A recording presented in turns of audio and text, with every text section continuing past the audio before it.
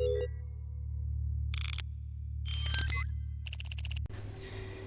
baik, Assalamualaikum warahmatullahi wabarakatuh. Perkenalkan saya Jawairul Gufron. Di sini saya akan menerangkan sistem basis data. Apa itu basis data? Definisi basis data yaitu representasi dari fakta dunia yang mewakili suatu objek yang direkam dalam bentuk angka, huruf, simbol, teks, gambar, bunyi, atau kombinasinya. Basis data bisa disebut juga markas atau tempat berkumpul, tempat bersarang, dan gudang.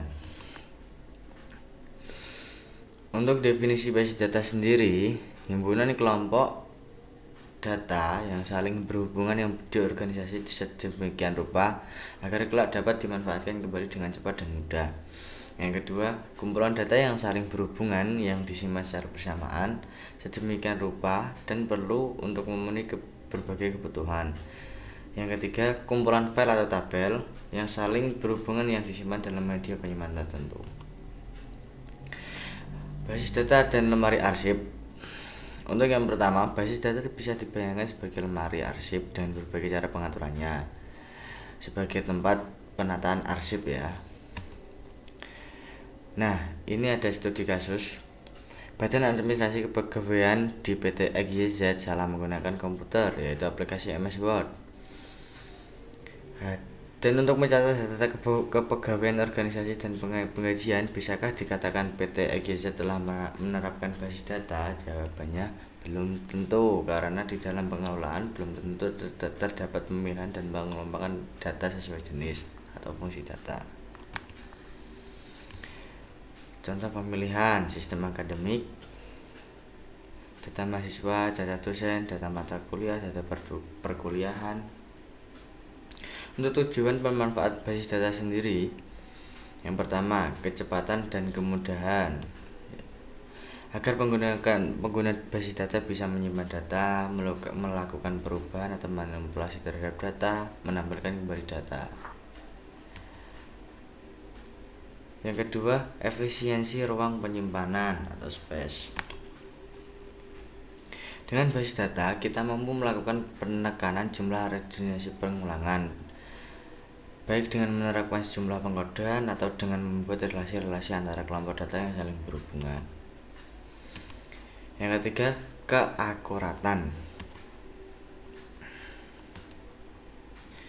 Untuk yang keempat sendiri ada ketersediaan atau availability. Agar data bisa diakses oleh setiap pengguna yang membutuhkan dengan penerapan teknologi, jaringan, serta melakukan pemilihan penghapusan. Untuk nomor 5, kelengkapan. Data yang dikelola senantiasa lengkap baik relatif terhadap kebutuhan memakai maupun terhadap waktu dengan melakukan penambahan baris-baris data ataupun melakukan perubahan struktur pada basis data, ya ini dengan menambahkan field pada tabel atau menambah tabel baru. Yang 6, keamanan. Dan yang ketujuh, kebersamaan. Secara umum, seluruh sistem dalam kehidupan bisa menggunakan konsep basis data dalam mengelola informasi karena semua sistem tersebut tak bisa lepas dari fakta.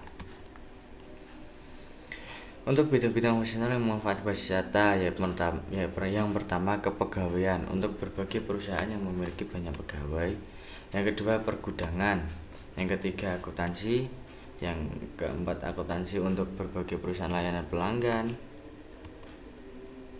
Dan untuk bentuk-bentuk perusahaan yang memanfaatkan basis data, ada perbankan, ada pendidikan, ada rumah sakit, dan telekomunikasi.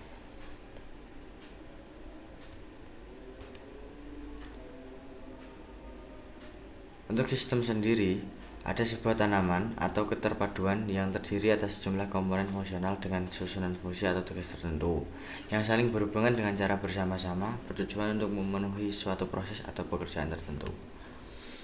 Komponen sistem basis data ada hardware, operating system, database, DBMS, user, optional software. DBMS atau disebut Database Management System. Basis data sendiri Bahasa basis data yang digunakan oleh Sur untuk berkomunikasi atau berinteraksi dengan DBMS yang bersangkutan, misalnya MySQL atau Oracle. Bahasa basis data dipilah ke dalam dua bentuk.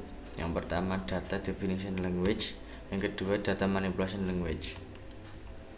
Sebuah DBMS umumnya memiliki sejumlah komponen fungsional sebagai berikut. Yang pertama file manager, yang kedua database manager, yang ketiga query processor.